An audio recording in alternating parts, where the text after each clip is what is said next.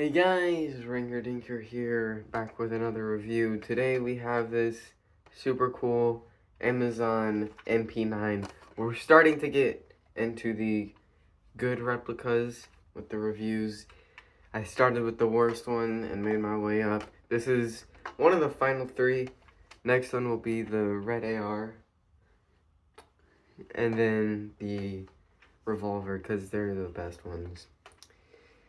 So let's just get right into it, starting with the front. Normal barrel, it doesn't come with any barrel attachments. I can kind of finagle on some of the included ones from some of the other replicas, but it's really not designed to work like that. But you can kind of find some to work. Beneath that we have Picatinny rail. Let me move this. On which it might look a little weird, but that's actually a dart zone iron sight. Of course, it's not included with this, but it's kind of just like a hand stop, and it's actually really comfortable. But we'll leave that off for the rest. Above that, we have a side Picatinny. On the top, we have a really long Picatinny going across the entire blaster. Front iron sight, rear iron sight. I do actually really like these iron sights.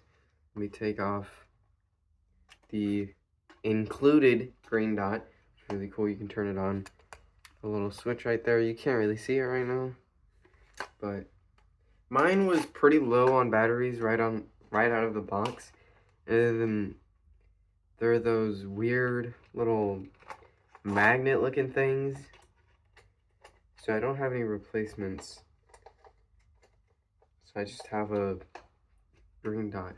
It doesn't work. But this thing is actually metal.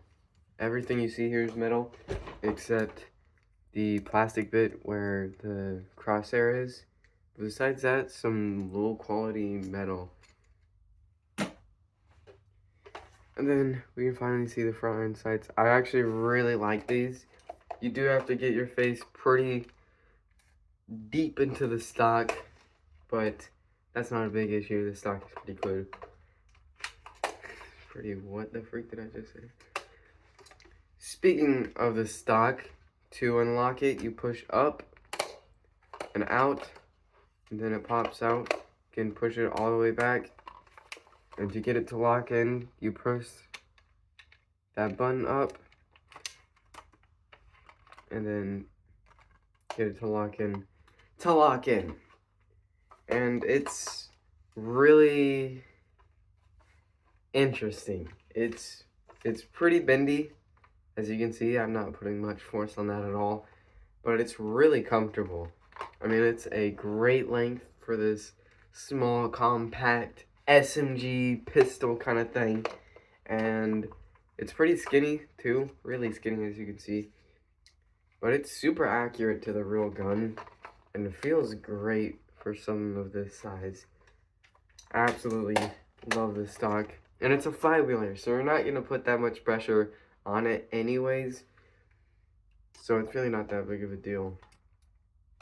Moving on to the grip. The grip is pretty chunky. This does take half-length mags through it like so. It comes with two 15-rounders, and these mags are actually really comfortable. Like, well, that's kind of a weird thing to say, but you know what I'm talking about. Like, they feel good to hold. It's not the highest quality plastic, but it feels really good.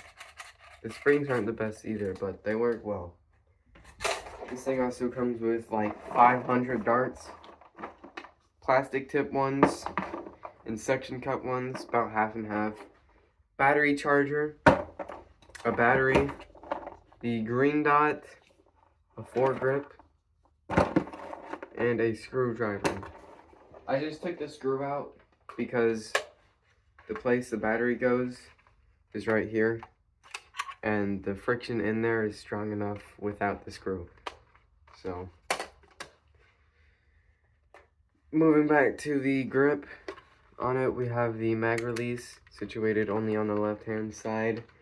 Works pretty well. Not much to go on about. Nice and clicky. It's not too strong like other magazine releases I've seen. And above that, we have the safety for the trigger. Push that in. You can't pull the trigger. Push it in. And you can. And in the rear, we have a little safety for the electronics, you could say. When that's forward, it'll work like normal. Push it back, and it cuts off the trigger.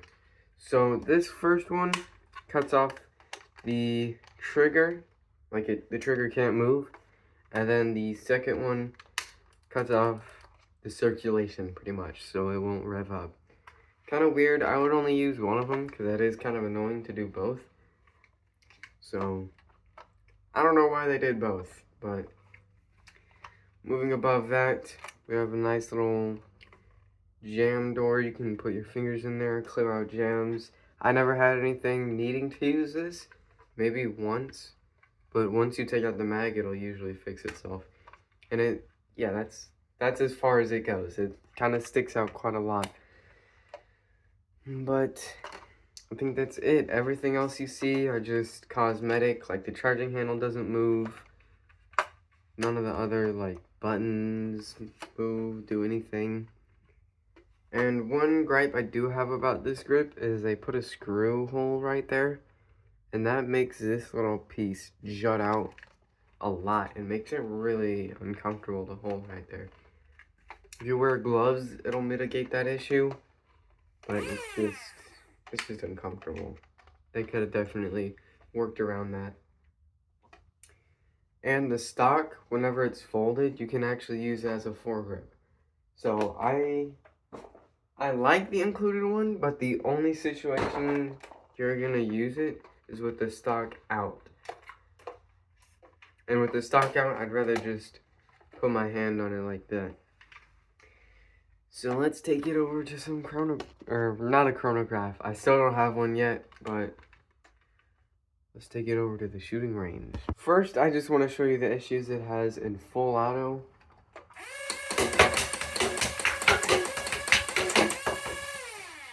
So pretty decent full auto, and sometimes it leaves a little dart at the top, which is pretty annoying, but they're 15 dart mags, so it's not an issue.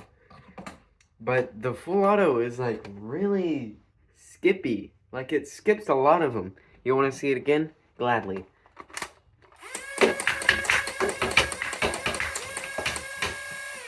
Like you saw that last one, this one did all of them again too. Dang. Man, this thing is such a blast to use. I absolutely love this thing. But the full auto is really weird. I wish it would work a little better. I assume it's because it's a mix of the plastic tip ones and the suction cup ones. If you did a mag of just full hard tip darts, I'm pretty sure it would work much better. And full suction cup might just jam. I don't know, let's test it out. We're gonna start with only plastic tip ones.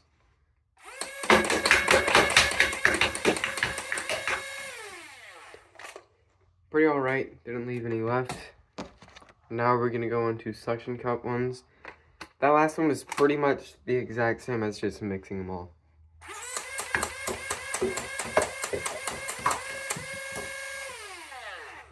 That was terrible. Got all of them again though. Oh my gosh, bro, one of them literally went over there and touched the desk. That was absolutely atrocious. So, yeah, I'll probably just stick with the plastic tip ones. You can sprinkle in some suction cup ones in the mags. But, oh my gosh, just a mag of the suction cups? That was just embarrassing. That was terrible. Okay, we're in my backyard and we're gonna do some range testing.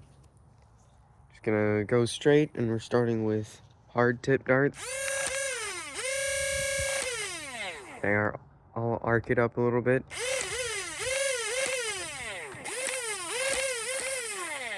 That's pretty good. Now let's try the suction cup darts. I assume this is going to be much worse. These suction cup darts are terrible. Yeah, that was terrible. Let's arch him up a little bit. Oh my gosh, bro. That was so bad. Look, that's where the suction cup ones are. The plastic tips went all the way over here, just from right there. What the freak? The suction cup mag also left a dart on the mag after doing full auto. That's a womp womp right there. Now that you've seen the firing performance, I'll go on to my personal opinion on this blaster. I absolutely love this thing so freaking much. 40 bucks, comes with a light bulb, comes with a recharger, comes with a freaking 4-grip, green dot, 2 mags, that's the best freaking part. Flywheeler, half-length dart, comes with like 100 darts, I'm not even kidding. Bro, this thing is actually amazing. I definitely, absolutely recommend you picking this one up. If you're into replica Nerf guns kind of stuff, absolutely pick this thing up. It's amazing. It's on Amazon. 40 bucks is a steal too. For all this stuff, that's dart zone level. Of course, the plastic quality is nothing special. It's actually not great at all. Let me take out this light bulb real quick. Look how quick that was. You probably didn't even see it. But, oh my gosh, bro. The tactics. I love the iron sights. I love the ergo on this thing. Like, just having the stock out, or even just using it like this is really cool. With the stock out, though, yeah, this thing is just amazing, man. 40 bucks, absolute steal for this. Now, of course, if you're like an actual nerfer and plan on and only want stuff for like wars and whatnot, not the gun for you. Don't get this one because the range is not great, the accuracy is pretty bad, and having to use light bows is just something I know a lot of people don't like doing, especially if they're using their guns in wars and stuff. But if you like this kind of stuff, definitely pick this up. I mean, I cannot recommend it enough for those of you who like replicas of Nerf guns or replicas of stuff that are Nerf guns. Like, this thing is amazing. I absolutely love this thing. 10 out of 10. And yeah, I'll see you guys in the next one.